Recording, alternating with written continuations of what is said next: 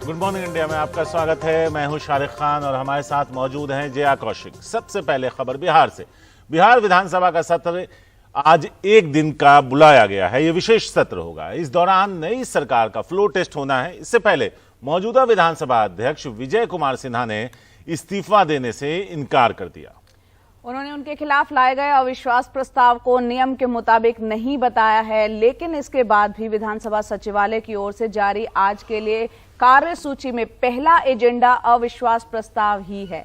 अब नई सरकार के विश्वास मत हासिल करने संबंधी प्रस्ताव पर आज चर्चा हो सकती है। ऐसे में सत्ताधारी दल और विपक्ष के बीच टकराव की नौबत भी आ सकती है।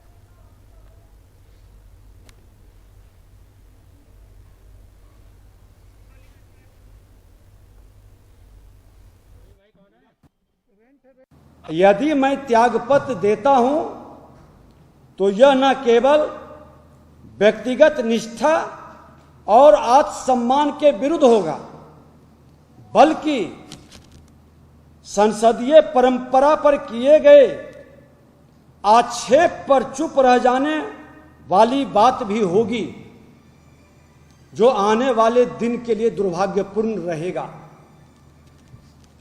अतः मैं बिहार विधानसभा अध्यक्ष के रूप में मेरे विरुद्ध लगाए गए अविश्वास प्रस्ताव का प्रतिकार करते हुए इस्तीफा नहीं दूंगा।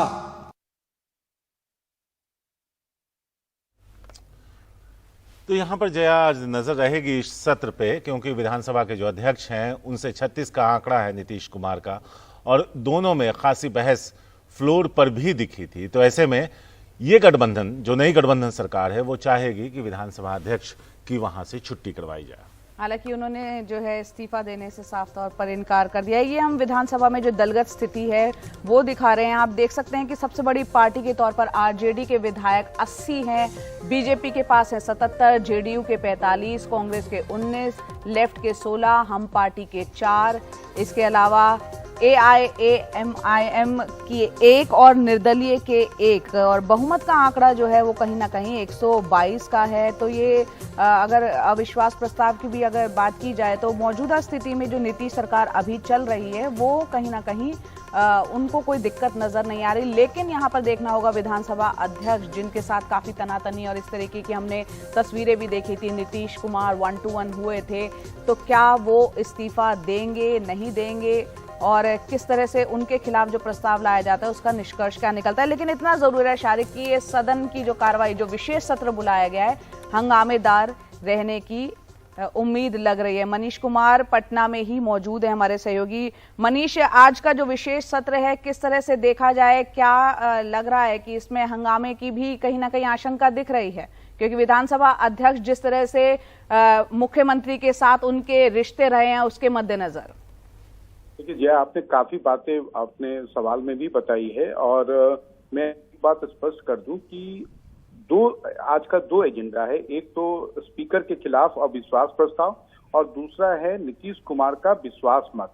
तो जो दूसरा एजेंडा है उसके परिणाम के बारे में किसी को कोई शक या शुबा नहीं है, क्योंकि आज की तारीख में जो 243 का विधानसभा है उसमें 241 सदस्य हैं, और जो महागठबंधन है उसको 164 विधायकों का समर्थन प्राप्त है। बात रही विधानसभा अध्यक्ष के खिलाफ अविश्वास प्रस्ताव की, तो बीजेपी के लोग भी इस गलतफहमी में नहीं है कि जो आंकड़ा है उसमें वो विधानसभा अध्यक्ष की कुर्सी नहीं बचा सकते हैं। लेकिन जो विधानसभा अध्यक्ष ने एक पेच फंसाया है कि लोगों को ये लग रहा था कि जैसे ही उनके खिलाफ अविश्वास प्रस्ताव मूव होगा तो वो अपने पद से इस्तीफा दे देंगे, लेकिन उन्होंने इस्तीफा देने से इनकार कर दिया है। और साथ ही साथ कल तो उन्होंने दोपहर में अपने खिलाफ अविश्वास प्रस्ताव पर खुद से ही एक फैसला दे दिया कि वो इसे अमान्य करते हैं। हालांकि जो विधानसभा के डिप्टी स्पीकर हैं उन्होंने कहा है कि वो सदन को चेयर नहीं कर सकते हैं। मनीष, तो उनके खिलाफ अविश्वास प्रस्ताव पारित हुआ है। तो आज इसी एजेंडा, जो 1 नंबर का एजेंडा है विधानसभा अध्यक्ष के खिलाफ अविश्वास प्रस्ताव, इस पर काफी हंगामा और काफी बवाल होने की उम्मीद है। अब देखना यह है कि आखिर सदन के अंदर क्या होता है, लेकिन अभी से दोनों पक्ष के लोग मान रहे हैं कि ये एक ऐसा मुद्दा है जिस पर काफी कुछ हंगामा होगा और ये बात जो है इतनी आसानी से इसका समाधान होने वाला नहीं है। तारिक और मनीष, बहुमत साबित करने की जहां तक बात है तो वो तो सिर्फ औपचारिकता ही नजर आ रही है। निश्चित रूप से बहुमत के आंकड़े के बारे में या यहाँ तक कि अगर अविश्वास प्रस्ताव पर भी अगर आप बात करें तो जो आंकड़े महागठबंधन के पास है और जो मात्र 76 विधायकों का समर्थन बीजेपी के पास है, वैसे में स्पीकर का भी रहना, कोई सब जान रहे हैं कि स्पीकर को हटना ही है। नया स्पीकर आज तय होगा, उनका चयन होगा। जो आरजेडी के अवध बिहारी चौधरी हैं वो बिहार विधानसभा के नए अध्यक्ष भी होंगे। लेकिन पूरा जो पेच है वो यह है कि जिस प्रकार का जिद पे अड़ गए हैं। हालांकि ये बात भी है कि जो विजय कुमार सिन्हा है उनका जो कुछ लोगों को उन्होंने बताया है कि चूंकि उनको पार्टी के आला कमान का इस संबंध में कोई निर्देश प्राप्त नहीं हुआ है और वो चाहते हैं कि वो हटने से पहले वो सदन के अंदर जो है अपनी बात रखें और सत्ता पक्ष जो आज के तारीख में महागठबंधन है वो इसके लिए तैयार नहीं है। शुक्रिया मनीष। वहाँ क्या कुछ होता है दिन में जब सत्र शुरू होता है तो फिर हम आपके पास वापस लौटेंगे, लेकिन बेहतरीन तरीके से इस पूरे जो घटनाक्रम है उसका विश्लेषण करने के लिए आपका बहुत बहुत शुक्रिया। आगे बढ़ते हैं, बात करते हैं नफरती भाषण को लेकर सियासत अभी भी गरमाई हुई है। बात कर रहे हैं हम तेलंगाना की, जहां बीजेपी विधायक टी राजा सिंह को हैदराबाद की नामपल्ली कोर्ट से जमानत मिल गई। रिहा होने के बाद वो बीजेपी दफ्तर पहुंचे, जहां गाजे बाजे के साथ मौजूदा समर्थकों ने उनका जमकर स्वागत किया है। टी राजा को पैगंबर मोहम्मद साहब पर विवादित टिप्पणी के बाद गिरफ्तार किया था। बयान पर विवाद शुरू होने के बाद बीजेपी ने उन्हें पार्टी से सस्पेंड कर दिया है और एक नोटिस भी दिया है। टी राजा का विवादों से पुराना नाता रहा है। 2018 के हलफनामे के मुताबिक उनके खिलाफ 43 मुकदमे दर्ज थे। उधर रिहाई के खिलाफ हैदराबाद में प्रदर्शन भी हुआ, जिसमें काफी लोग रात में शामिल हुए। ये प्रदर्शन चार मीनार पर हुआ।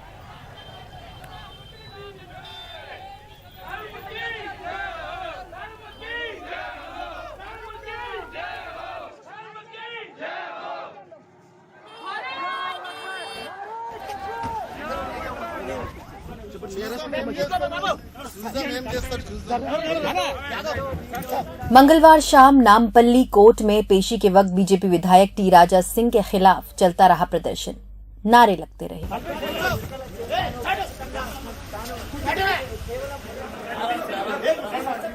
टी राजा सिंह को सुबह ही गिरफ्तार किया गया। उन पर पैगंबर मोहम्मद के खिलाफ आपत्तिजनक बयान देने का आरोप है।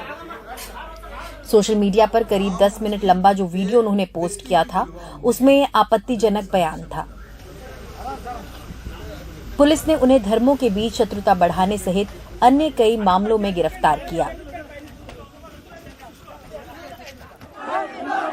राजा सिंह के इस वीडियो के बाद विरोध प्रदर्शन शुरू हो गए थे। वो पहले भी ऐसे विवादों के लिए जाने जाते थे। इसके पहले बीते शनिवार को राजा सिंह हिरासत में लिए गए थे, जब उन्होंने कॉमेडियन मुनव्वर फारूकी के शो में हमले की धमकी दी थी, लेकिन ताजा बयानबाजी उन्हें महंगी पड़ गई। क्या ये ऑफिशियल पॉलिसी बन चुकी है कि नुपुर शर्मा से उनका दिल नहीं भरा तो अभी अपने विधायक से बोलने लगा रहे हैं? भारतीय जनता पार्टी और आरएसएस क्यों कर रही है ये?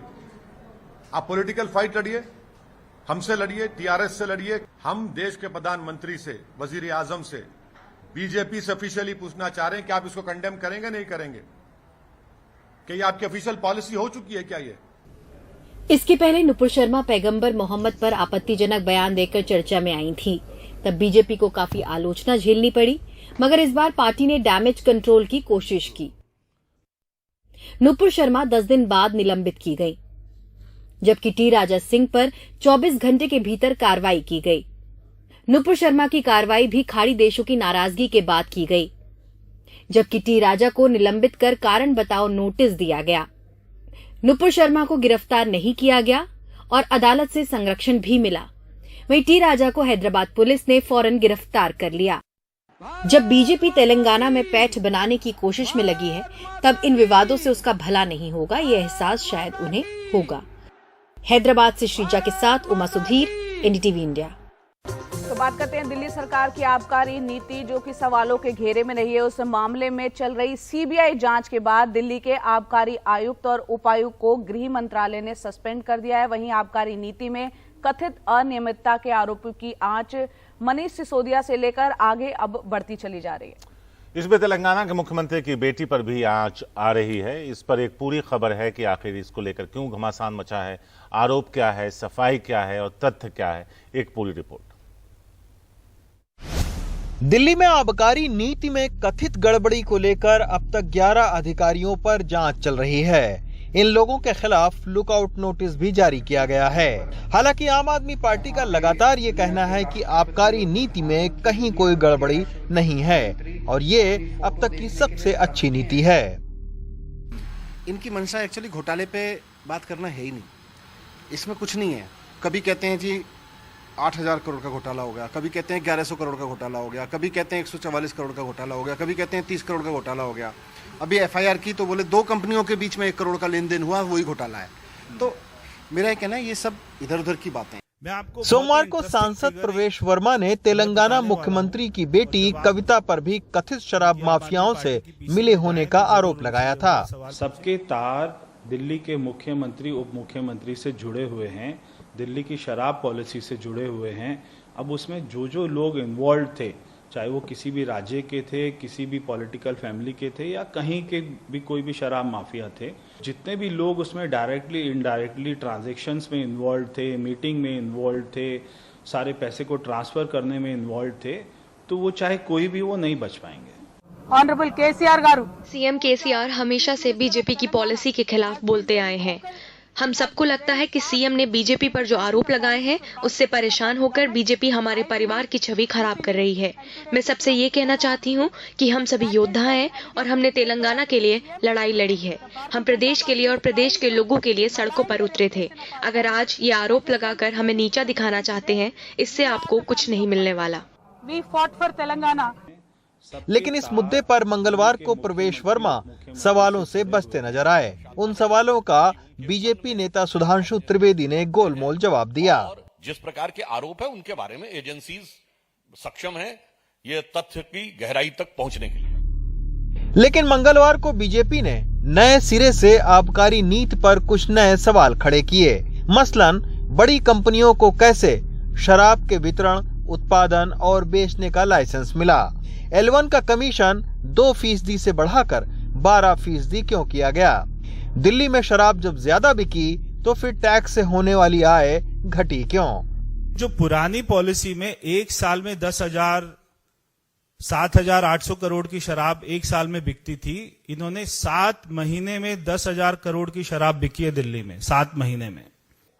तो सरकार को पिछले साल की तुलना से एक्साइज में कितना लॉस हुआ है और आपको रेवेन्यू में कितना लॉस हुआ है, इस बात का मनीष सिसोदिया उत्तर दे दें।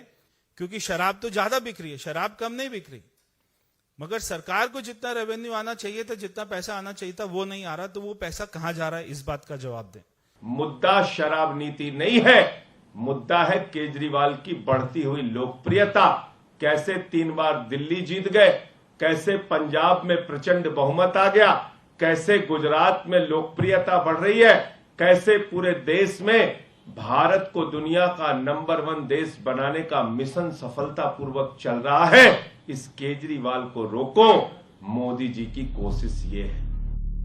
इन सब राजनीतिक घमासान के बीच दिल्ली लिकर एसोसिएशन ने भी अदालत में नई आबकारी नीति को चुनौती दे रखी है। खैर, सरकार इस नीति को सबसे बेहतर और विपक्ष इसे अब तक की सबसे खराब नीति बता रहा है। खुद दिल्ली सरकार के चीफ सेक्रेटरी ने अपनी रिपोर्ट में लिखा है कि नई आबकारी नीति में टेंडर और रिजर्व एनुअल फीस में जो संशोधन किए गए उसकी मंजूरी ना तो कैबिनेट से ली गई और ना ही उपराज्यपाल कार्यालय से। इसी के चलते लग ये रहा है कि ये मामला अब राजनीतिक आरोप प्रत्यारोप से आगे बढ़कर नीतिगत खामियों की ओर भी इशारा कर रहा है। दिल्ली से रवीश रंजन शुक्ला, एनडीटीवी इंडिया। और अब बात करते हैं अरविंद केजरीवाल के गुजरात दौरे की, क्योंकि हर बार जब वो वहां जाते हैं तो एक बड़ा चुनावी वादा या गारंटी देकर आते हैं और इस बार भी उन्होंने कुछ ऐसा ही किया है। जया, बिल्कुल, अगर उन्होंने कहा है कि अगर आम आदमी पार्टी की सरकार गुजरात में बनी तो प्राइवेट नौकरियों में 80% आरक्षण गुजरात के युवाओं के लिए होगा। दरअसल शारिक, यहाँ पर गुजरात की बात करें तो बेरोजगारी एक बहुत बड़ा मुद्दा है। पहले भी अरविंद केजरीवाल जो है सरकारी नौकरियों 10 लाख सरकारी नौकरियों का वादा कर चुके हैं। देखते हैं इस पर खास रिपोर्ट। जितने प्राइवेट नौकरियां हैं गुजरात के अंदर, उसमें 80% नौकरियां उनको गुजरात के बच्चों को देनी पड़ेगी। रिजर्वेशन होगा, उसके लिए कानून लाया जाएगा। गुजरात के भावनगर में युवाओं के साथ टाउन हॉल मीटिंग के दौरान अरविंद केजरीवाल ने राज्य की प्राइवेट नौकरियों में गुजरातियों के लिए 80% आरक्षण का चुनावी वादा किया। यही नहीं, गुजरात में आम आदमी पार्टी की सरकार बनने पर अलग अलग सरकारी नौकरियों के लिए परीक्षा और पोस्टिंग कब तक होगी, इसका भी वादा केजरीवाल ने किया, जो अपनी तरह का पहला वादा है। अब मैं आपको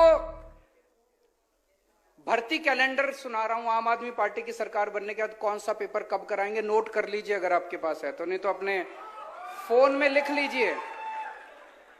दिसंबर में सरकार बनेगी, बनेगी कि नहीं बनेगी? दिसंबर में सरकार बनेगी, फरवरी में तलाटी का पेपर होगा, अप्रैल में नतीजे आने के बाद सबकी पोस्टिंग हो जाएगी। गुजरात में बेरोजगारी एक बड़ा मुद्दा बनता नजर आ रहा है। आसानी से वैकेंसी निकलती नहीं, और निकलती है तो पेपर लीक हो जाता है, जिसकी वजह से युवाओं में नाराजगी है। केजरीवाल से एक उम्मीद है, अभी तलाटी की एग्जाम है, 2018 में फॉर्म भरे थे, 5 साल हो गया, अभी भी एग्जाम नहीं आई। एक भी एग्जाम गवर्नमेंट आती नहीं है, आती है तो पेपर फूट जाते, फिर से लेते, फिर से पेपर फूट जाते, फिर से लेते।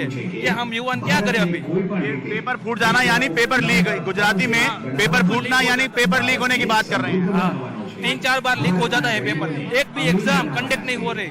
हमारे जो उम्मीद थी कि सरकारी नौकरी, वो हमें नहीं मिली, तो मैं तो अभी तो ओवरेज हो चुका, मुझे पता नहीं है मेरा क्या होगा। आखिरी में मुझे भी पिज्जा का ठेला लगाना पड़ा, जैसे मोदी जी के ने ड्रीम दिखाया सारे लोगों को, पकोड़े तलो, बस मैं वही कर रहा हूँ, एक ठेला लगा।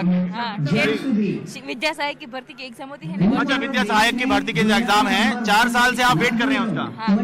तो क्या आपने उसमें अप्लाई किया हुआ है? एग्जाम ही नहीं आई है। अच्छा, मतलब आप विद्या सहायक जो है बनना चाहते हैं। हाँ। तो 4 साल से उसकी वैकेंसी निकली ही नहीं है। हाँ, एग्जाम ही नहीं आई। एग्जाम ही नहीं आया। हाँ। तो मतलब यहाँ आने से क्या होगा? मुद्दा उठाएगा ना केजरीवाल। इससे पहले आम आदमी पार्टी 10 लाख सरकारी नौकरी देने और जब तक नौकरी ना मिले 3,000 रुपए महीना बेरोजगारी भत्ता देने का चुनावी वादा कर चुकी है। दिल्ली में जब पहली बार आम आदमी पार्टी की सरकार बनी थी तो उसमें युवाओं का बहुत बड़ा योगदान था। परिवार में बंटवारा इतना जबरदस्त दिखाई दे रहा था कि कई जगह से ये सुनने को मिला कि माता पिता ने कांग्रेस या बीजेपी जैसी पार्टियों को वोट दिया तो घर के बच्चे आम आदमी पार्टी को वोट देके आए। इसीलिए आम आदमी पार्टी अब गुजरात के युवाओं पर खास फोकस कर रही है और इसीलिए नौकरी में आरक्षण जैसा चुनावी वादा आम आदमी पार्टी ने जो किसी राज्य में नहीं किया था वो गुजरात में कर दिया है। भावनगर से अपने कैमरा सहयोगी अश्विनी मेहरा के साथ मैं शरद शर्मा, एनडीटीवी इंडिया। और बात करते हैं शिवसेना की। अपना वजूद तलाशती उद्धव गुट शिवसेना लगातार सभाएं और शाखा सम्मेलन कर रही है। एक तरफ मुख्यमंत्री एकनाथ शिंदे ने नई शिवसेना शाखा शुरू की तो दूसरी ओर युवा सेना प्रमुख आदित्य ठाकरे भी लगे हुए हैं। मुंबई में अपनी रेनोवेट हुई शाखाओं का उन्होंने उद्घाटन किया। उन्होंने कई सारी बातें कही, कहा कि जो कार्यकर्ता हैं वो सब मानते हैं सब कि हमारे पीठ पर छुरा घोंपा गया। आदित्य ठाकरे से बात की हमारी संवाददाता पूजा भारद्वाज ने। आदित्य, यहाँ पर क्यों इकट्ठा हुए और लोगों का रिस्पांस जो दिख रहा है, कितना कॉन्फिडेंस है कि ये वोट में भी तब्दील होगा? ये वोटों के लिए नहीं है, शाखा का आज उद्घाटन है। हमारी शाखा गए 50 सालों से हर एक जनता की आवाज़ है, उनके लिए मदद केंद्र है और विश्वास लोगों का शाखा पे होता है। तो जहाँ काम होता है वो थोड़ी अच्छी ऑफिस दिखे, इसलिए आज यहाँ रेनोवेशन करके उसका उद्घाटन हुआ। लगातार संवाद यात्रा में आप बहुत बिजी हैं, महाराष्ट्र में दौरे कर रहे हैं आदित्य, और जो रिस्पांस मिल रहा है, खबर आ रही है कि बीजेपी में भी कहीं ना कहीं हलचल हो रही है रिस्पांस को देखकर। उनमें क्यों हलचल हो रही मुझे पता नहीं, लेकिन गद्दारों में तो हलचल हो रही है, ये मुझे पता है। 2-3 वहाँ के उस गुट के जो विधायक है वो आके मिलके गए। नज़र कैद में है तो कुछ ज़्यादा कर नहीं सकते, लेकिन यही उम्मीद है कि सुप्रीम कोर्ट में न्याय मिलेगा। एकनाथ शिंदे जो मुख्यमंत्री है इस वक्त, हालांकि आप लगातार कहते हैं कि वो रियल मुख्यमंत्री, सच में मुख्यमंत्री है कि कोई और मुख्यमंत्री है? क्यों ये सवाल नहीं, आज भी उनको बाजू में पूछना पड़ा कि ये बात करूं वो बात करूं, तो मुझे नहीं लगता ये मुख्यमंत्री होने की चिन्ह है। तो कौन उस कुर्सी पर है आपके हिसाब से, आपको लगता है? ये जनता ने जवाब देना है। आदित्य, जिस तरह से आप संवाद यात्रा कर रहे हैं और एक तरह से जो शिंदे कैंप की तरफ से हमेशा से ये कहा जा रहा था कि शाखा लेवल से जो जुड़ाव है कहीं ना कहीं शिवसेना का वो कम हुआ था, कहीं ना कहीं उसमें बदलाव देख रहे हैं जिस तरह से आपके दौरे लगातार हो रहे हैं और यहाँ पर जो रेनोवेशन में आपका बिल्कुल उनको जो लग रहा था कि शिवसेना खत्म हुई है इसलिए उन्होंने गद्दारी की, वो तो निकल गया, लेकिन शिवसेना तो बढ़ती रही है। और ये बदलाव बिल्कुल है कि उनका नजरिया भी थोड़ा बदल रहा है। वो भी देख रहे हैं कि उनके भी चुनाव क्षेत्र में जितना रिस्पॉन्स मिल रहा है, किसी को भी ये गद्दारी पसंद नहीं आई है, किसी को भी बैक स्टैबिंग पसंद नहीं होता है। राजनीति में अपने अपने पक्ष बदलते रहते लोग, विचारधारा बदलती रहती है, लेकिन कोई भी अपने एक्स पार्टी को फोड़ने का, किसी के ऊपर इतनी गंदी बात करने का कोई भी डिग्निटी में नहीं रहते हैं। और यही बात मैं कहते आया हूँ कि अगर उधर जाना था तो बिल्कुल खुशी से जाओ, लेकिन अपना जो विधायक का जो इस्तीफा होता है वो देख लीजिए और चुनाव लड़िए, फिर देखिए क्या होता है। जनता जो कहेगी वो हमें मान्य होगा। ग्रास रूट लेवल के जो वर्कर्स हैं उनसे आप लगातार मुलाकात कर रहे हैं आदित्य, कैसी भावना है उनके बीच में? जो भी काफ़ी इमोशनल है, किसी को भी ये पसंद नहीं आया, क्योंकि ये सारे जो हमारे ग्रास रूट वर्कर्स है, जो कार्यकर्ता है, ये सारे लोगों ने ही ये 40 लोगों को जिताया था, प्रचार इनके किए थे, इनके लिए मेहनत की थी। आज उनको भी ऐसा लग रहा है कि किसी न किसी अच्छे आदमी को इन्होंने गद्दारी करके दूर किया है। और यही पूरी भावना है महाराष्ट्र की, सिर्फ हमारे कार्यकर्ता की नहीं, लेकिन जो भी लोग राजनीति में है या नहीं है, किसी भी पार्टी के हो, उनको ऐसा लग रहा है कि एक अच्छे आदमी के पीठ में इन्होंने छुरा कुपसा है। महाविकास अघाड़ी आने वाले, क्योंकि आज भी जिस तरह से मीटिंग हुई है, उद्धव साहब ने भी कहा है कि जब हमने कोरोना का समय देख लिया तो फिर जैसा कि आप 40 गद्दार कह रहे हैं, तो ऐसे में जो टूट है वो बहुत बड़ी बात नहीं है। बीएमसी चुनाव के लिए अब शिवसेना कितनी ताकत झोंक रही है और महाविकास अघाड़ी कितनी साथ? बीएमसी के लिए अगर आप देखें तो आज मैं चुनाव की बात नहीं करूंगा। अभी जो गद्दार है वो आगे ढकलना चाहते हैं चुनाव को, वो डर गए हैं चुनाव से। लेकिन यही बात है कि अगर आप देखें तो मुंबई हमारे साथ खड़ी रहेगी, अन्य जो शहर है, राज्य में जिले हैं, वो भी हमारे साथ खड़े रहेंगे, क्योंकि यही बात है कि हर एक को जो अच्छा काम हुआ है वो पसंद था। हम अच्छे काम को आगे लेके जा रहे थे, महाराष्ट्र का विकास हो रहा था, फिर वो शहरों का हो, गाँव का हो, किसी भी धर्म जाति में कोई विवाद नहीं था, वाद नहीं था, सब लोग अच्छे से सुख शांति से आगे निकल रहे थे। महाराष्ट्र में ऑलमोस्ट 6.5 लाख करोड़ की इन्वेस्टमेंट हमने लाई थी।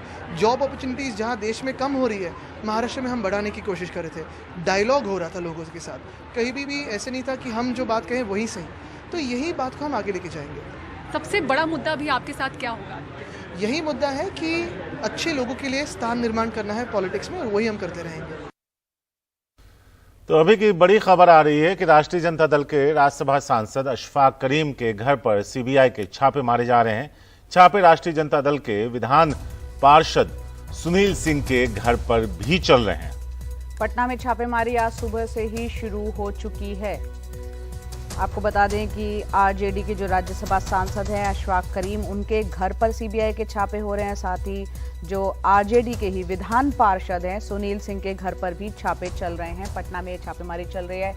मनीष कुमार हमारे सहयोगी फोन लाइन पर जुड़ रहे हैं पटना से ही। मनीष, एक तरफ विधानसभा का विशेष सत्र आज होने जा रहा है, दूसरी तरफ सीबीआई के छापे, क्यों ये छापे डल रहे हैं, बताएं। देखिए, छापे क्यों मारे जा रहे हैं, ये इसका जो जवाब है वो तो एजेंसी, सेंट्रल एजेंसी ही देगी। लेकिन ये छापे 3 जगहों पर अलग अलग उनके घरों और उनके कार्यालय में हो रही है।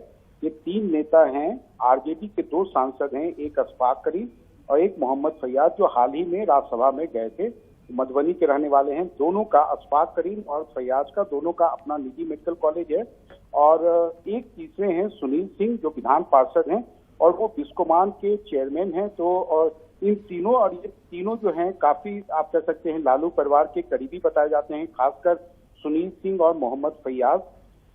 और ये छापे के बारे में लेकिन मैं आपको एक दिलचस्प बात बता दूं कि आरजेडी ने जब से उनका नीतीश कुमार के साथ सरकार गठन हुआ है, उसी दिन से वो इस बात की आशंका व्यक्त कर रहे थे। पिछले 48 घंटे में, यहाँ तक कि कल शाम में भी जो आरजेडी विधानमंडल दल की बैठक हुई थी, उसमें भी तेजस्वी यादव ने इस रेड के बारे में आशंका जताई थी कि इनकम टैक्स और अन्य एजेंसियों के 200 से अधिक अधिकारी आए हुए हैं। क्योंकि उनके जो प्रवक्ता हैं, एक शक्ति सिंह यादव, वो पिछले 2-3 दिनों से इस बात को बराबर दोहरा रहे हैं कि पूरे शहर में अधिकारियों का जमावड़ा है, छापेमारी का दौर शुरू होगा। और आज का दिन के बारे में उन्हें उम्मीद थी कि आज ही के दिन छापेमारी होगी, क्योंकि आज वोट ऑफ कॉन्फिडेंस और नो कॉन्फिडेंस मोशन जो है स्पीकर के खिलाफ दोनों विधानसभा में शेड्यूल्ड है। हालांकि इन सांसदों या विधान पार्षद के सदस्य सुनील सिंह की कोई विधानसभा में कोई भूमिका नहीं है, लेकिन ये आप कह सकते हैं कि एक तरह का साइकोलॉजिकल वॉरफेयर होता है और इसके बारे में इनको महागठबंधन और खासकर आरजेडी के नेताओं को एक तरह से पूरी आप कह सकते हैं कि पुख्ता खबर थी कि अधिकारियों का जमावड़ा आया हुआ है, बाहर से अधिकारी आए हुए हैं और ये छापेमारी कभी भी हो सकती है। तो एलिमेंट ऑफ आप कह सकते हैं सरप्राइज नहीं था। टाइमिंग को लेके हाँ, आज के बारे में भी उनको शायद उम्मीद थी कि आज ही के दिन ये छापेमारी की प्रक्रिया शुरू होगी। जी मनीष एक छोटा सा सवाल था। अशफाक करीम की अगर बात करें तो कटिहार में उनका मेडिकल कॉलेज है, उन पर पहले भी छापे पड़े थे और काफी आरोप लगे थे और शायद उन्हें जेल भी जाना पड़ा था। नहीं, वो जो छापेमारी हुई थी सारी, वो बिहार सरकार के ही विजिलेंस डिपार्टमेंट ने क्वेश्चन लीक के मामले में की थी। केंद्रीय एजेंसियों का नोटिस तो, इनकम टैक्स का नोटिस तो इन लोगों को मिलता रहता है, इन्हें मालूम था, लेकिन इस प्रकार से आप कह सकते हैं कि ऑर्गेनाइज तरीके से केंद्रीय एजेंसियों की जांच की मार वो पहली बार झेलेंगे या पहली बार छापेमारी हो रही है। लेकिन हाँ, जैसा कि मैंने पहले भी कहा कि इन लोगों को उम्मीद थी कि यही लोग उनके केंद्रीय एजेंसियों के रडार पर हैं और ये कभी भी हो सकता है जो आज अभी इनके साथ हो रहा है। सारी शुक्रिया मनीष इस पूरी जानकारी के लिए। तो मनीष बता रहे हैं कि इस तरह की आशंका थी और कल की बैठक में भी कहा गया था कि अब आप लोग तैयार रहें, केंद्रीय एजेंसियां आप पर निशाना साध सकती हैं।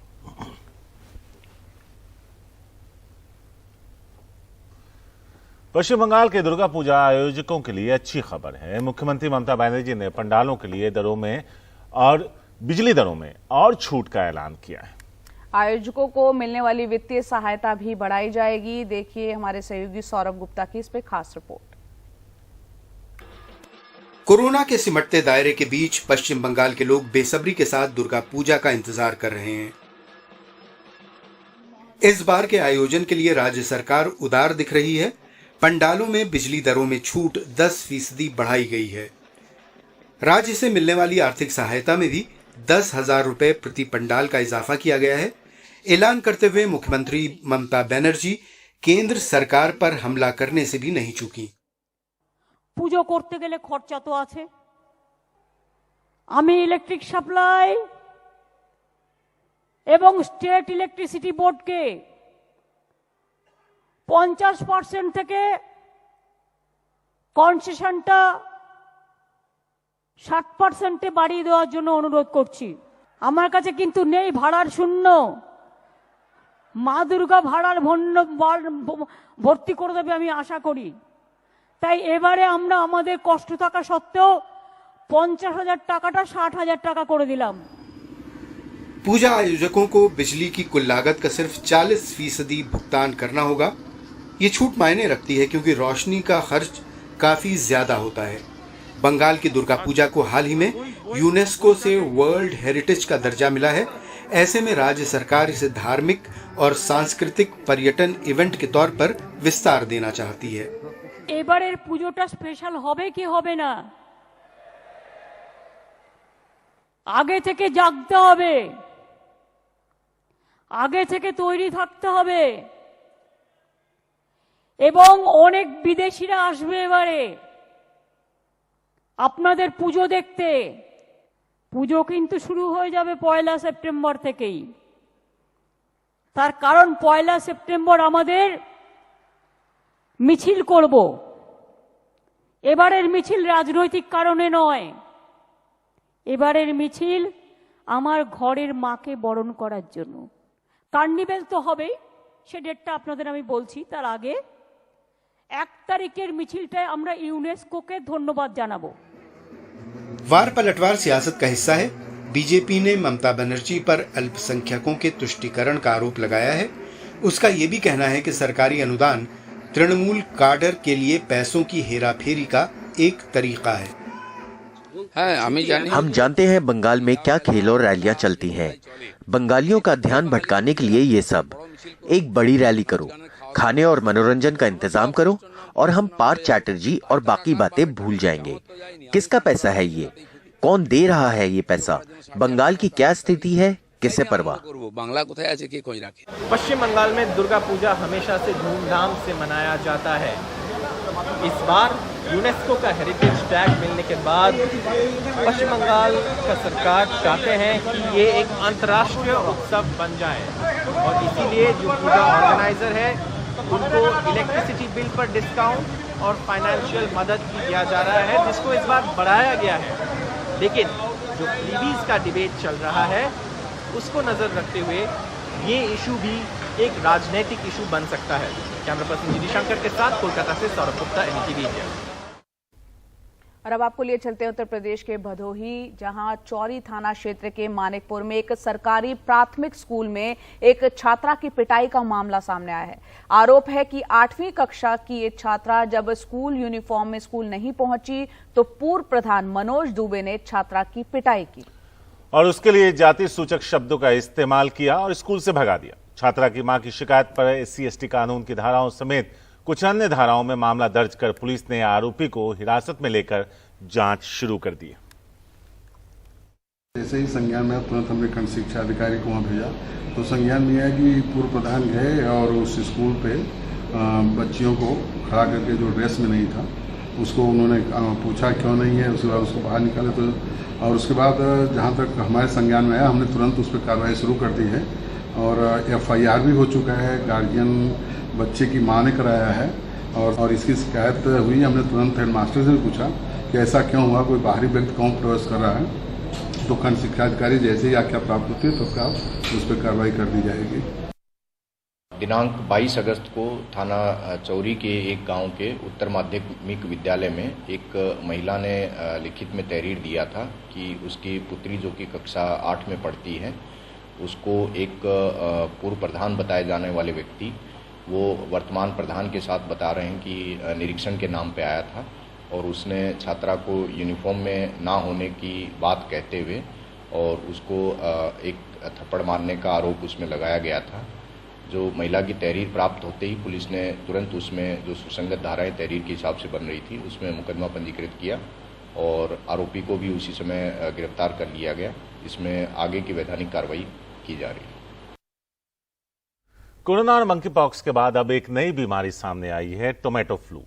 जानकार इसे बच्चों की बीमारी बता रहे हैं और खासकर 1 से 9 साल के बच्चों में भारत के 2 राज्यों में करीब 82 मामले सामने आ चुके हैं। बिल्कुल, अब तक टोमेटो फ्लू के रिपोर्ट हुए जो मामले हैं ये जानलेवा आपको बता दें नहीं है, पर सावधानी और एहतियात बरतनी बेहद जरूरी है। हमारे सहयोगी परिमल कुमार ने बात की WHO और ICMR की सलाहकार डॉक्टर सुनीला गर्ग से। टोमेटो फ्लू की या जिसको कि हम टोमेटो फीवर भी कहते हैं, ये अक्सर बच्चों में देखा गया है और 1 से 9 वर्ष के बच्चे, और इस बीमारी को हम लगभग मई के आसपास से देख रहे हैं। टू बी वेरी प्रिसाइज लोग कहते हैं 6 मई के आसपास से हम देख रहे हैं और अब तक हम करीबन 82 केसेस केरल में इसकी शुरुआत हुई थी और अब ये उड़ीसा में भी जा चुका है। तो ये बीमारी जो है जैसा कि इसका नाम दर्शाता है टोमेटो फ्लू, यानी कि टमाटर से भी इसका संबंध है और फ्लू से भी इसका संबंध है। और बेसिकली इस बीमारी को हाथ में, पैर में और बैक में, बटक्स रीजन में इसको देखा गया है करके, क्योंकि जो ब्लिस्टर्स बनते हैं यानी कि जिनमें फ्लूइड होता है वो टमाटर जैसे दिखते हैं और साथ ही साथ में इसमें बच्चों में फीवर, बॉडी एक, डायरिया, डिहाइड्रेशन, वॉमिटिंग और बच्चा बहुत ज़्यादा परेशान रहता है। तो बेसिकली ये बच्चों की बीमारी है और मैं कहना चाहूँगी कि ये जितने बच्चे जल्दी फास्ट इन्फेक्ट होते हैं उतना ही ये रिकवरी भी इनमें बहुत ज़्यादा समय नहीं लगता। करीबन आप कहें कि 9 से 10 दिन के करीब का रिकवरी टाइम भी होता है। परंतु इम्पॉर्टेंट ये है कि हम इनके लक्षण को पहचानें, डॉक्टर से संपर्क करें और उन्हीं के मुताबिक इनका इलाज करें।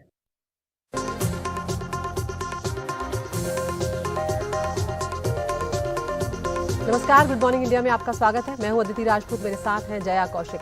शुरुआत हम कर रहे हैं बिहार में फ्लोर टेस्ट होना है और उससे पहले बड़ी खबर आ रही है। आरजेडी के राज्यसभा सांसद अशफाक करीम के घर पर सीबीआई के छापे पड़े हैं। आपको बता दें कि छापे राष्ट्रीय जनता दल के विधान पार्षद सुनील सिंह के घर पर भी पड़े हैं और पटना में छापेमारी आज सुबह से ही शुरू हो चुकी है। छापेमारी विधानसभा अध्यक्ष विजय कुमार सिन्हा के खिलाफ अविश्वास प्रस्ताव पर। आपको बता दें तमाम अपडेट जो हैं बिहार से ये भी होनी है। तो आज विश्वास मत की भी बात है, विधानसभा का विशेष सत्र भी है और दूसरी तरफ ये उसके पैरेलल हम देख रहे हैं कि यहाँ पर बिहार में किस तरह से राष्ट्रीय जनता दल के राज्यसभा सांसद अशफाक करीम के घर पर सीबीआई की रेड हो रही है और दूसरे आरजेडी के विधान पार्षद सुनील सिंह के घर पर भी सुबह से ये रेड जारी है।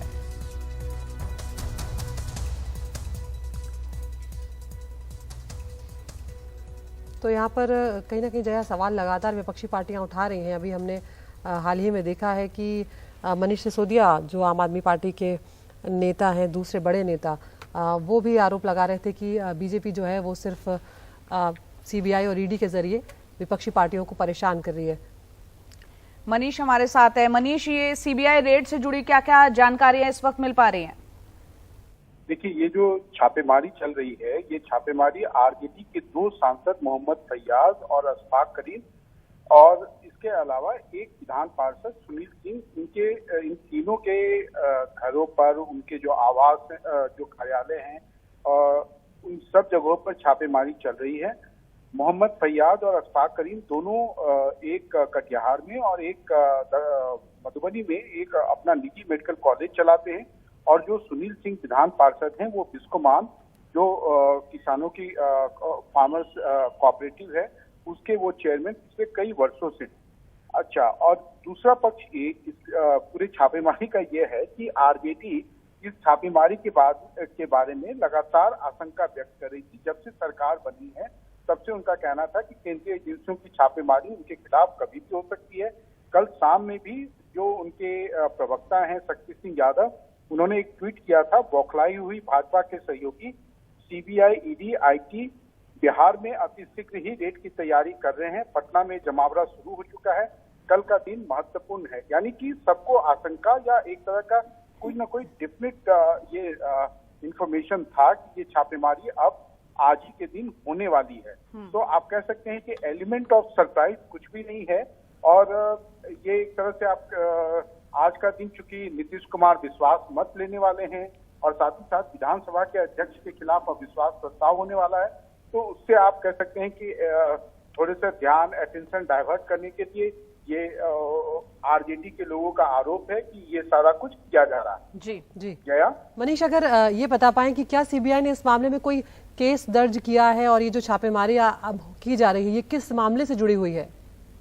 देखिए, ये जो अभी तक जो बताया गया है, हमारे जो सहयोगी अरविंद और विशेष ने दिल्ली में सीबीआई के हवाले से जो अदिति खबर दी है, उसमें यही कहा है कि जो जमीन के बदले नौकरी का घोटाला हुआ था लालू यादव के रेल मंत्री काल में, उस समय ये उसी से संबंधित ये छापेमारी है। कोई नया मामला दर्ज नहीं हुआ है इन तीनों के खिलाफ, क्योंकि ये तीनों लालू यादव के करीबी बताए जाते हैं और इनका आप कह सकते हैं कि इनका ये भी छवि है कि इनके पास काफी पैसे हैं, काफी ज्यादा। इनके दोनों सांसदों के पास एक मेडिकल कॉलेज है। तो ये सब कारण हो सकता है, लेकिन हाँ, आप ये कह सकती हैं कि इस छापेमारी के बारे में जो आशंका आरजेडी या जेडीयू के लोग जता रहे थे वो आखिरकार आज हो रहा है। जी मनीष, आप हमारे साथ बने रहें क्योंकि बिहार विधानसभा का आज विशेष सत्र भी शुरू होने जा रहा है और यहाँ पर आपने जो खबर दी है कि आरजेडी के 2 राज्यसभा सांसद फैयाज अहमद और अशफाक करीम के यहाँ सीबीआई की छापेमारी हुई है और साथ ही आरजेडी के विधान पार्षद सुनील सिंह के घर पर भी छापे हैं। और यहाँ पर यह भी काफी महत्वपूर्ण हो जाता है अदिति, क्योंकि टाइमिंग एक बहुत बड़ा सवाल है।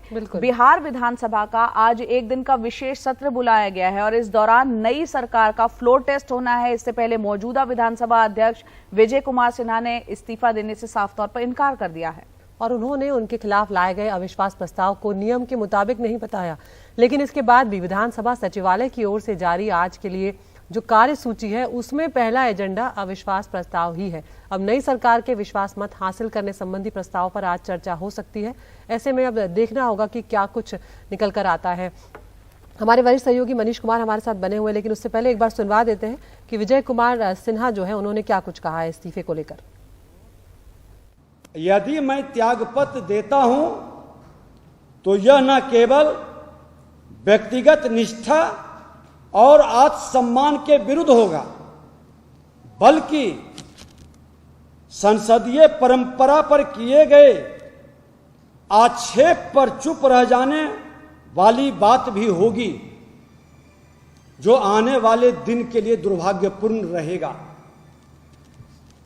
अतः मैं बिहार विधानसभा अध्यक्ष के रूप में मेरे विरुद्ध लगाए गए अविश्वास प्रस्ताव का प्रतिकार करते हुए इस्तीफा नहीं दूंगा। मनीष, यहाँ पर विजय कुमार सिन्हा को हमने सुना, उन्होंने साफ तौर पर कह दिया है कि वो इस्तीफा देने वाले नहीं है। ऐसे में जब आज अविश्वास प्रस्ताव पर वोटिंग होगी तो उसकी कार्रवाई कौन करवाएगा, क्योंकि अध्यक्ष के खिलाफ ही वो होने जा रहा है और अध्यक्ष ने इस्तीफा देने से भी इनकार कर दिया है।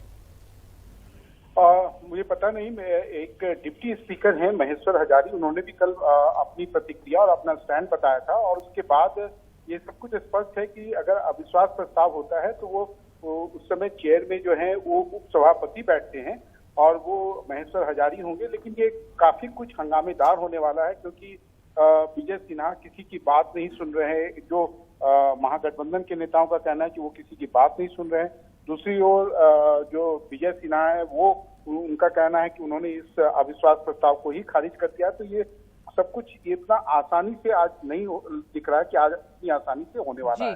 जी, इतना आसानी से नहीं दिख रहा है और साथ ही ये भी लग रहा है कि हंगामा हो सकता है। मनीष, बहुत बहुत शुक्रिया इस पूरी जानकारी के लिए। जैसे ये विशेष सत्र शुरू होगा आपके पास हम वापस जरूर लौटेंगे।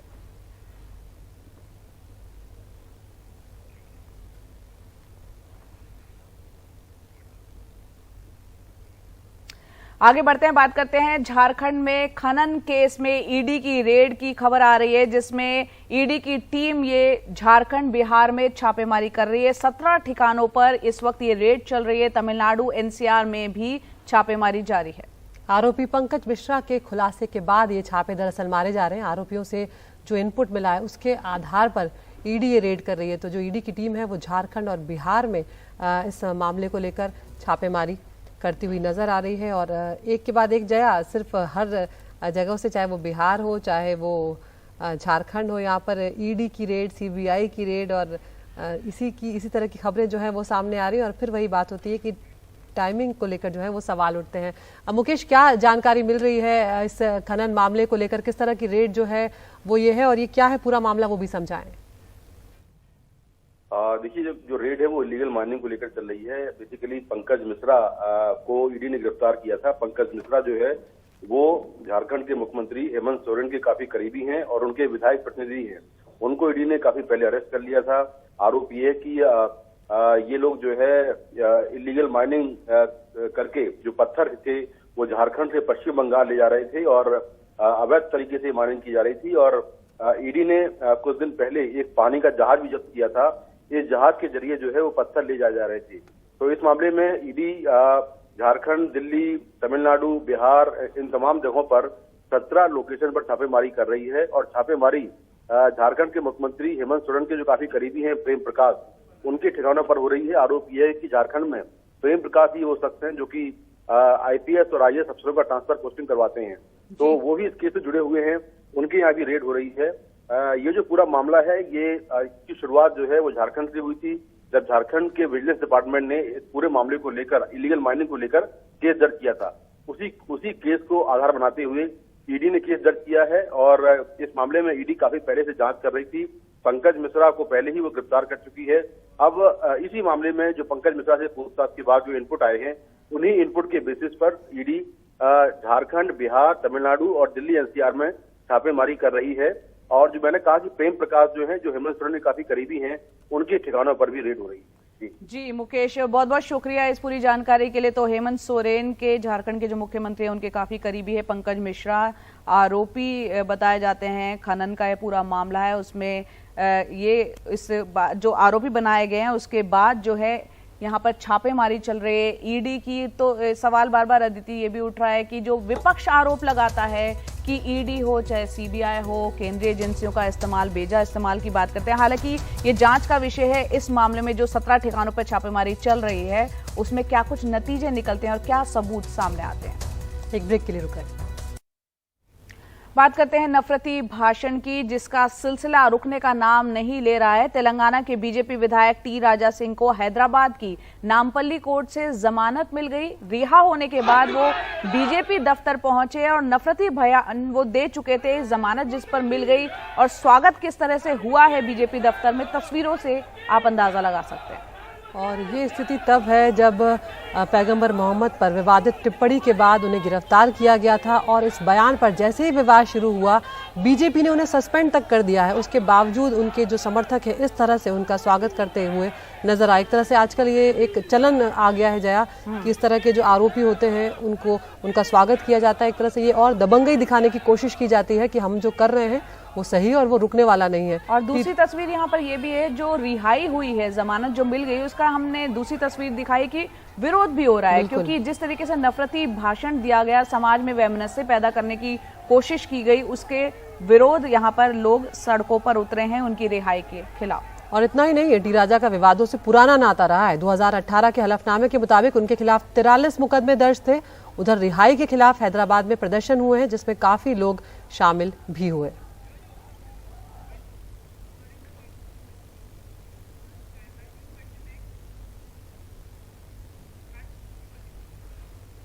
आगे बढ़ रहे हैं और आज ये खबर आई है, एक बड़ी खबर कि आम आदमी पार्टी आज कोई बड़ा खुलासा कर सकती है। पार्टी सूत्र ये दावा कर रहे हैं कि 11 बजे प्रेस कॉन्फ्रेंस करेगी आम आदमी पार्टी के जो नेता हैं वो, और उसके बाद एक बड़ा खुलासा जो है वो करने जा रही है पार्टी। बिल्कुल, अब ये खुलासा किस बारे में होगा ये देखना होगा, क्योंकि इससे पहले हमने देखा था मनीष सिसोदिया ने जब प्रेस कॉन्फ्रेंस की थी, ट्वीट करके भी बहुत दावे किए थे कि बीजेपी उनको खरीदने की कोशिश कर रही है, मुख्यमंत्री बनाने की बातें कर रही है और इस तरीके के संदेश भेजे जा रहे हैं। क्या इस पर यह खुलासा होगा, कहना भी मुश्किल है, लेकिन इंतजार रहेगा 11 बजे का। उधर दिल्ली सरकार की आबकारी नीति के मामले में चल रही सीबीआई जांच के बाद दिल्ली के आबकारी आयुक्त और उपायुक्त को गृह मंत्रालय ने सस्पेंड कर दिया है। और वहीं आबकारी नीति में कथित अनियमितता के आरोपों की आंच अब मनीष सिसोदिया से लेकर तेलंगाना के मुख्यमंत्री की बेटी पर भी आ रही है। एक रिपोर्ट आपको दिखाते हैं। दिल्ली में आबकारी नीति में कथित गड़बड़ी को लेकर अब तक 11 अधिकारियों पर जांच चल रही है। इन लोगों के खिलाफ लुकआउट नोटिस भी जारी किया गया है। हालांकि आम आदमी पार्टी का लगातार ये कहना है कि आबकारी नीति में कहीं कोई गड़बड़ी नहीं है और ये अब तक की सबसे अच्छी नीति है। इनकी मंशा एक्चुअली घोटाले पे बात करना है ही नहीं, इसमें कुछ नहीं है। कभी कहते हैं जी 8,000 करोड़ का घोटाला हो गया, कभी कहते हैं 1100 करोड़ का घोटाला हो गया, कभी कहते हैं 144 करोड़ का घोटाला हो गया, कभी कहते हैं 30 करोड़ का घोटाला हो गया। अभी एफआईआर की तो बोले 2 कंपनियों के बीच में 1 करोड़ का लेन देन हुआ, वही घोटाला है। तो मेरा ये कहना है ये सब इधर उधर की बातें। सोमवार को सांसद प्रवेश वर्मा ने तेलंगाना मुख्यमंत्री की बेटी कविता पर भी कथित शराब माफियाओं से मिले होने का आरोप लगाया था। सबके तार दिल्ली के मुख्यमंत्री उप मुख्यमंत्री से जुड़े हुए हैं, दिल्ली की शराब पॉलिसी से जुड़े हुए हैं। अब उसमें जो लोग इन्वॉल्व थे, चाहे वो किसी भी राज्य के थे, किसी भी पॉलिटिकल फैमिली के थे या कहीं के भी कोई भी शराब माफिया थे, जितने भी लोग उसमें डायरेक्टली इनडायरेक्टली ट्रांजैक्शंस में इन्वॉल्व थे, मीटिंग में इन्वॉल्व थे, सारे पैसे को ट्रांसफर करने में इन्वॉल्व थे, तो वो चाहे कोई भी वो नहीं बच पाएंगे। ऑनरेबल केसीआर गारू, सीएम केसीआर हमेशा से बीजेपी की पॉलिसी के खिलाफ बोलते आए हैं। हम सबको लगता है कि सीएम ने बीजेपी पर जो आरोप लगाए हैं उससे परेशान होकर बीजेपी हमारे परिवार की छवि खराब कर रही है। मैं सबसे ये कहना चाहती हूँ कि हम सभी योद्धा हैं और हमने तेलंगाना के लिए लड़ाई लड़ी है। हम प्रदेश के लिए और प्रदेश के लोगों के लिए सड़कों पर उतरे थे। अगर आज ये आरोप लगाकर हमें नीचा दिखाना चाहते हैं, इससे आपको कुछ नहीं मिलने वाला। We fought for Telangana. लेकिन इस मुद्दे पर मंगलवार को प्रवेश वर्मा सवालों से बचते नजर आए। उन सवालों का बीजेपी नेता सुधांशु त्रिवेदी ने गोलमोल जवाब दिया। जिस प्रकार के आरोप है उनके बारे में एजेंसीज सक्षम है ये तथ्य की गहराई तक पहुंचने के लिए। लेकिन मंगलवार को बीजेपी ने नए सिरे से आबकारी नीति पर कुछ नए सवाल खड़े किए।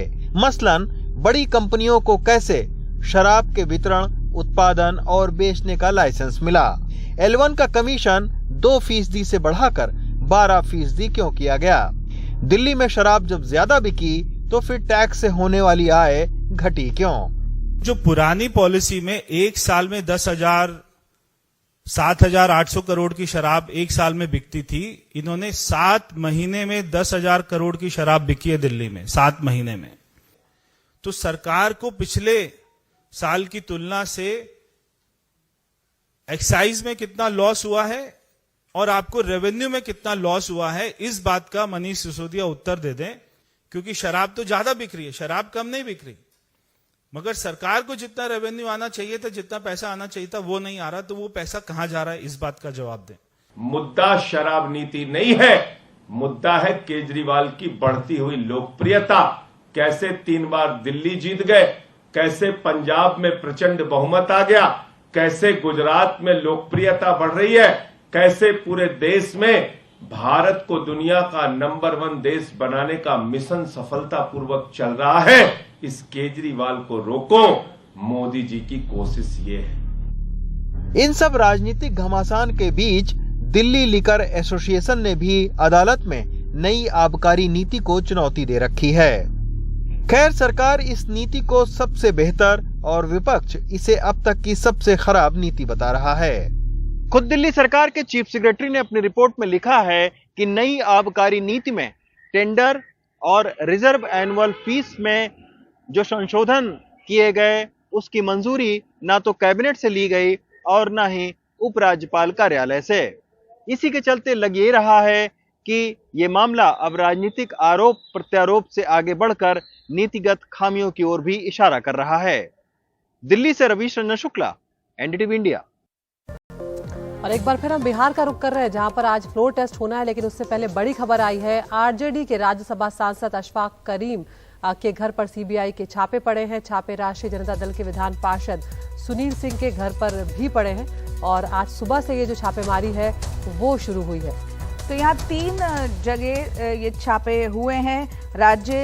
आपको बता दें, राज्यसभा सांसद हैं फैयाज अहमद जो आरजेडी के ही हैं। इसके अलावा आरजेडी के ही राज्यसभा सांसद है अशफाक करीम, उनके यहाँ पर छापेमारी हुई है। और साथ ही एक एमएलसी जो विधान पार्षद है सुनील सिंह, उनके घर पर भी छापे हुए हैं। तो आरजेडी से जुड़े 3 नेताओं के घर पर ये छापेमारी चल रही है, आज सुबह शुरू हुई है।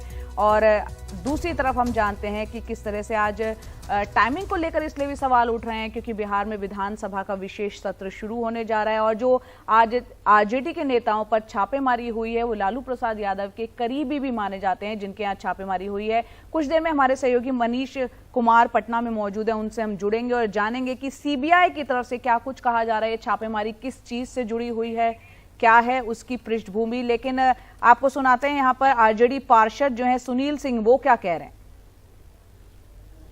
क्या है आपके पास, क्या क्या रखा है?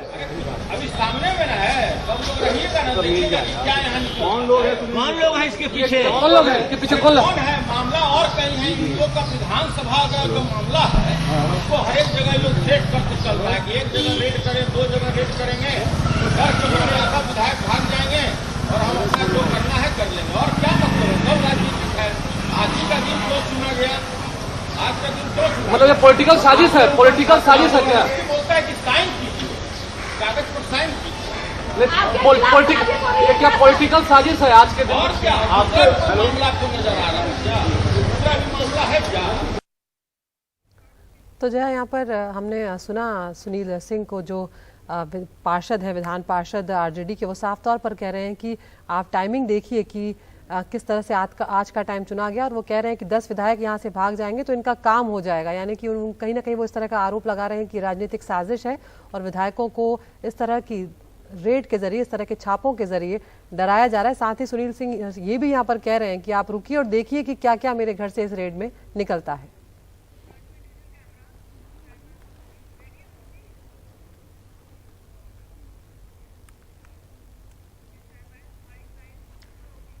और इस वक्त मनीष कुमार हमारे सहयोगी पटना में ही मौजूद है, उनका रुख करते हैं। मनीष, यहाँ पर हमने बयान सुनाया, सुनील सिंह आरजेडी के विधान पार्षद जो हैं वो साफ तौर पर कह रहे हैं कि ये टाइमिंग पर सवाल उठा रहे हैं। क्या लग रहा है ये पूरी टाइमिंग, क्योंकि दूसरी तरफ विधानसभा का विशेष सत्र शुरू होने जा रहा है।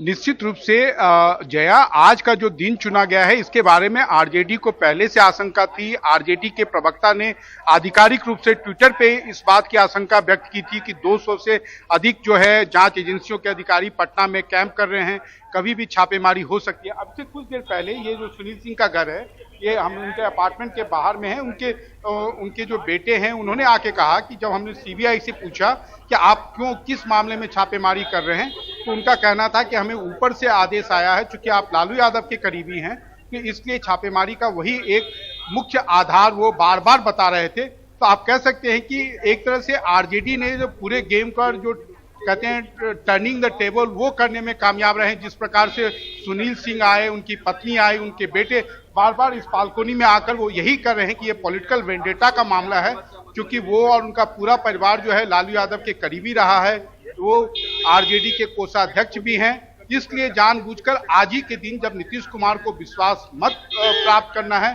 तो ये दिन चुना गया है कि पूरा जो है अटेंशन है वो शिफ्ट हो। जहां तक छापेमारी का है, तो जिस दिन से सरकार बनी है, जो भी महागठबंधन के जो भी नेता हैं वो इस आशंका को व्यक्त कर रहे थे कि ये छापेमारी आज नहीं तो कल उनके यहाँ होगी। लेकिन आज के दिन के बारे में भी आप कह सकती हैं कि उनको एक तरह का हिंट था कि आज के दिन को छापेमारी होगी, क्योंकि कई सारे जांच एजेंसियों के अधिकारी यहाँ पर अप्रत्याशित रूप से आए थे। और पटना छोटा शहर है, तो पटना में मूवमेंट पे जो है एक दूसरे के मूवमेंट पे यहाँ पर नजर रखी जाती है। सरकार भी यहाँ पर नीतीश कुमार की है, तो आप कह सकते हैं कि खबरों के बारे में ये कोई ऑफ गार्ड कोई भी ऐसा नहीं है कि ये अप्रत्याशित छापेमारी हो।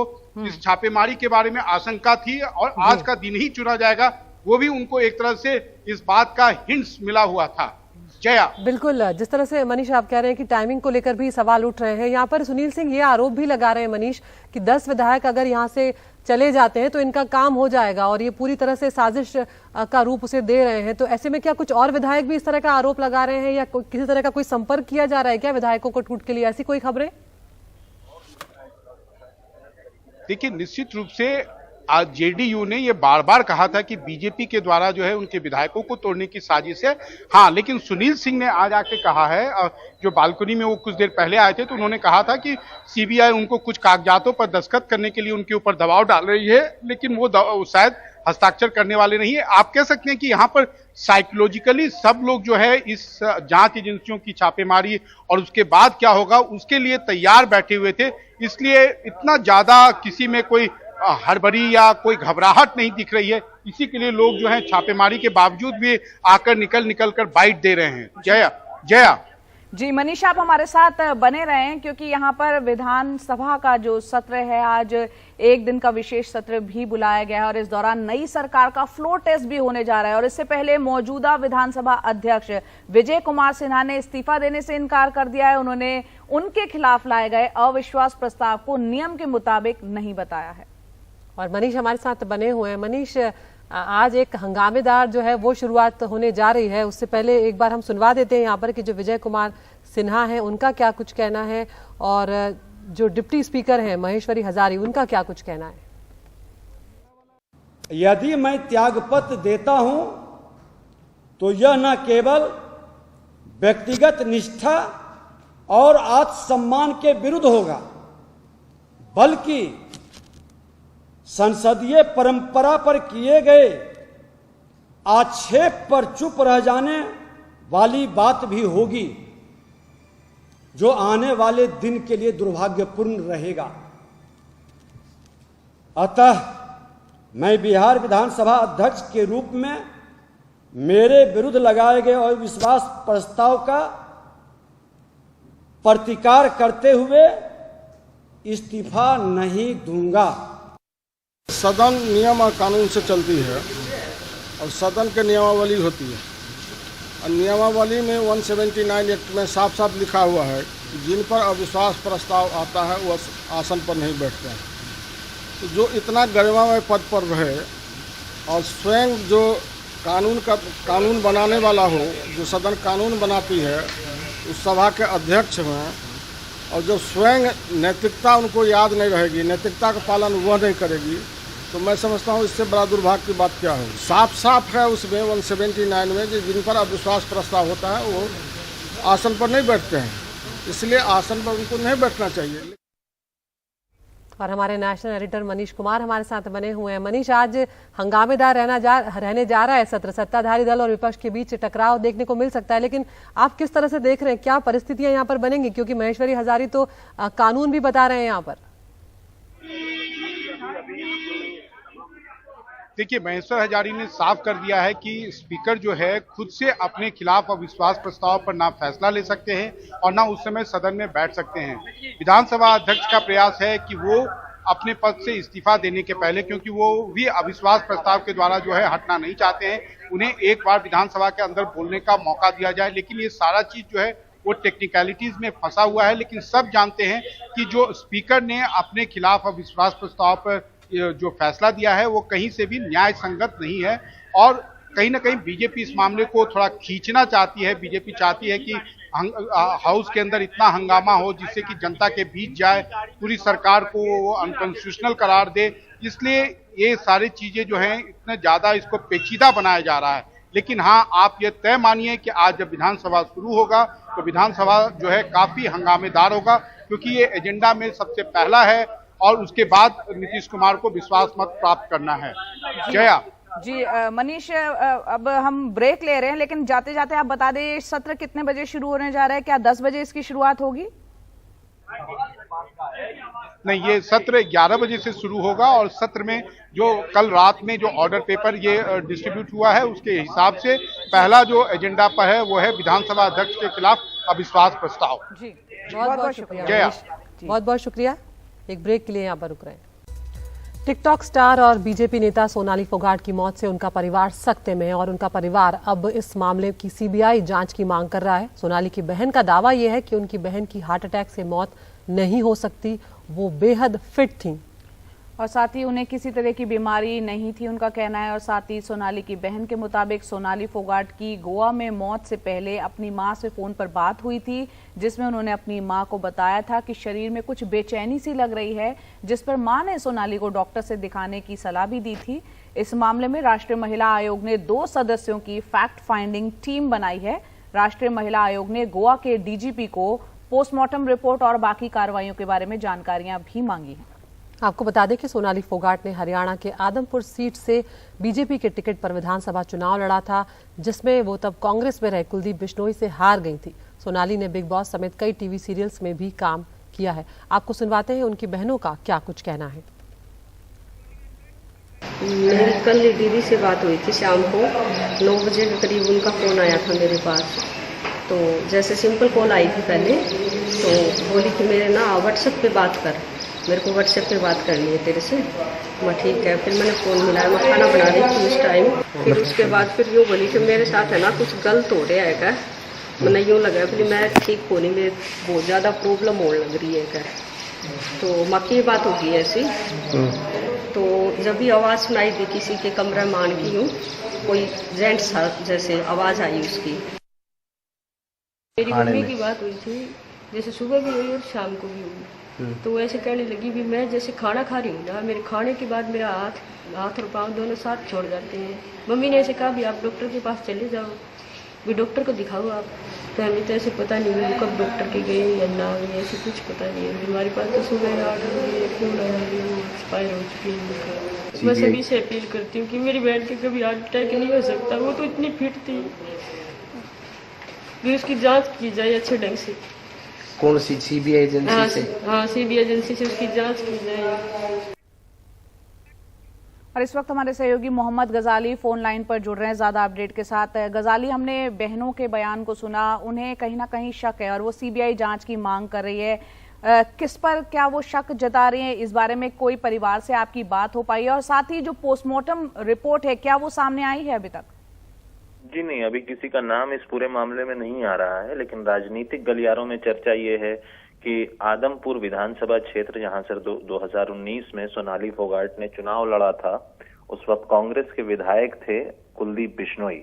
कुलदीप बिश्नोई ने हाल ही में अपने विधानसभा से इस्तीफा देकर भाजपा ज्वाइन कर लिया और उसके बाद वहां पर उपचुनाव अभी होने बाकी हैं। तो सियासी गलियारों में ये चर्चा हो रही है कि शायद उस चुनाव में सोनाली फोगाट भाजपा की तरफ से उम्मीदवार बनना चाहती थी और कुलदीप बिश्नोई या उनके परिवार के भी सदस्य थे जो वहां से चुनाव लड़ना चाहते थे।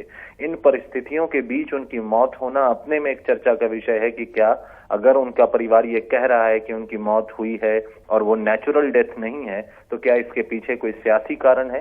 परिवार में आपने बहनों की बाइट सुनी, दोनों यही कह रही हैं कि ये अननेचुरल है, नेचुरल डेथ नहीं है, जैसा कि वहां की पुलिस बता रही है। इसी वजह से एनसीडब्ल्यू ने 2 सदस्यों की एक कमेटी का गठन किया है और गोवा के डीजीपी से सारी रिपोर्ट्स मांगी हैं कि किन परिस्थितियों में उनकी मौत हुई है। आज उनका अंतिम संस्कार उनके पैतृक जिले में होने वाला है। परिवार वहां पर पहुंच गया है, लेकिन अभी तक शक की सुई या आरोप किसके ऊपर लगाया जा रहा है ये क्लियर नहीं है। अब महिला आयोग ने इस मामले में गोवा के डीजीपी से रिपोर्ट मांगी है, देखते हैं क्या कुछ निकलकर सामने आता है। बहुत शुक्रिया मोहम्मद गजाली आपका इस तमाम जानकारी के लिए।